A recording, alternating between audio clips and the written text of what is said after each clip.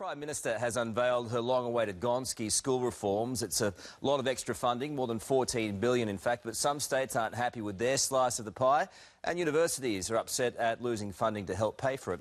Prime Minister Julia Gillard joins us now. PM, good morning to you. Good morning, Carl. Geez, you love a Barney, don't you? Well, some things are worth fighting for, Carl, and getting our kids a better education is certainly worth fighting for. This is what got me into politics. This is why I'm here. This is the thing that I'm most concerned about and most worried about for our future.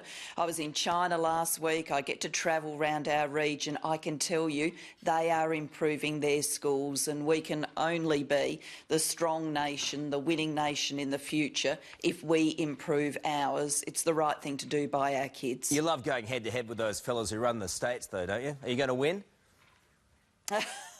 Well, look, it's not about the fight, it's about the outcome, it's about what happens in schools.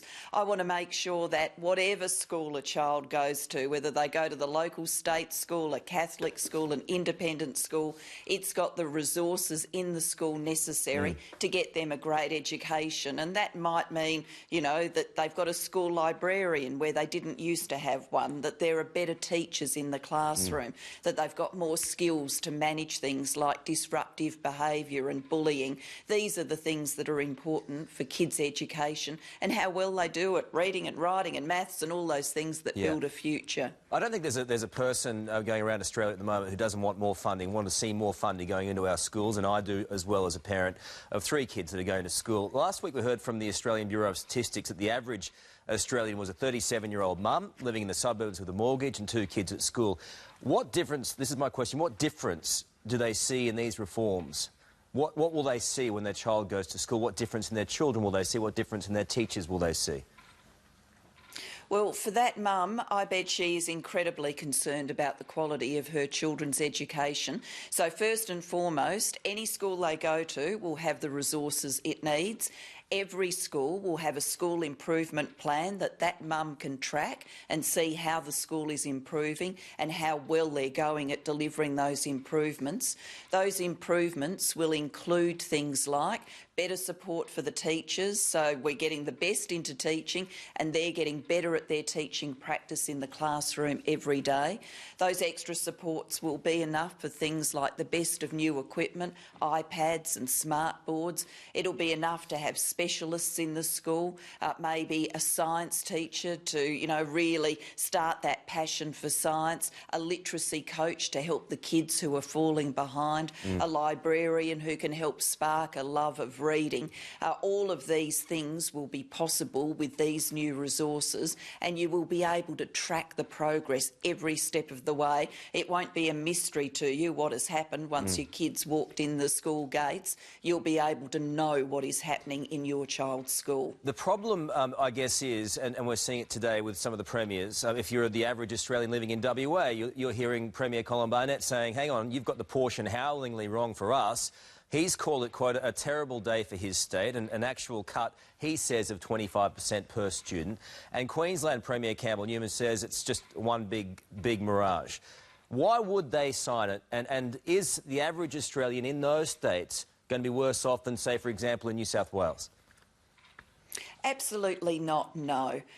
Every state is going to see more money for the schools in that state on the basis that we're putting in $2 for everyone coming from states. So everybody gets more money. Now, in terms of how much more money for each state, Carl, states are in different positions, and the aim of this is that every school around the country has the resources it needs to get the kids a great education. Some states have got further to go than others. That's undoubtedly true. WA is rightly proud of its education system, but there is more we can do there. There is $300 million more we can do there, and I want to get it done.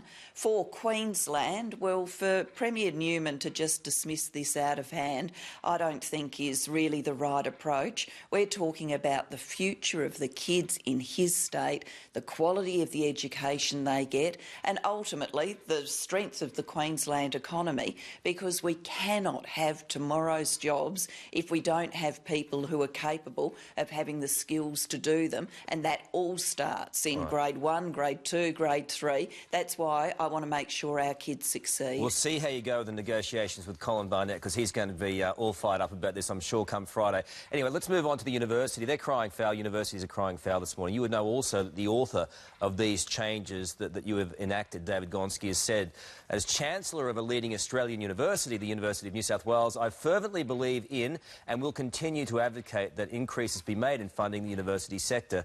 You have done the opposite. Are you telling them, suck it up?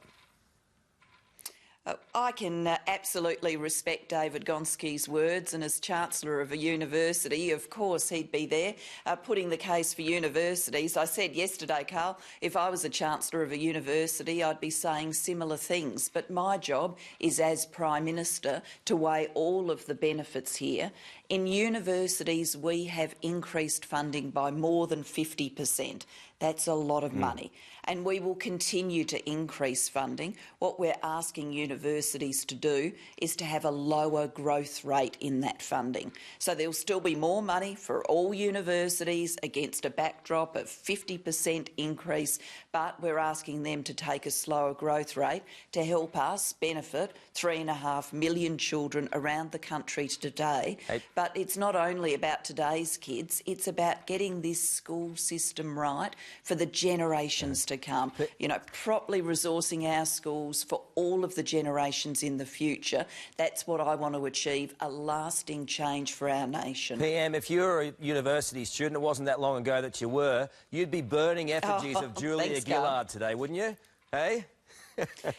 I don't think I would be, Karl, because way back when I was in university, and I was reminded of this in recent days because one of the men responsible for it actually died recently. But when I was in university, we all participated in this broad coalition called Let's Develop Education. This is where my passion for schools and change comes from. So university students like myself standing alongside teachers, alongside university academics, alongside parents groups under the banner that said let's develop education, and it was all about kids and schools and opportunity, understanding what a privilege it was to get to university. I've taken that with me since those days. I was out on those university hustings, and I still believe in that now, and I don't think it's unfair to ask university students to still get more student income support than has ever been in the system before. We've increased that by more than 70%,